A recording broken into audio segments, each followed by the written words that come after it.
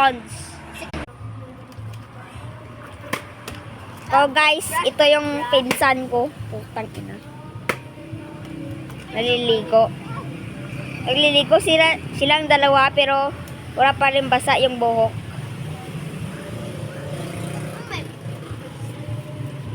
Suspect nagka-toothbrush pero tae.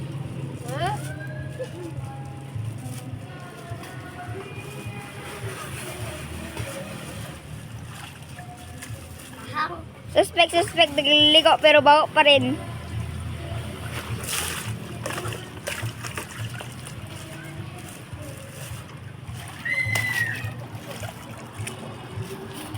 Suspect.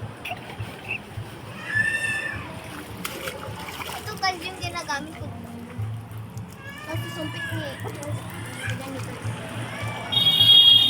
Tignan nyo guys oh.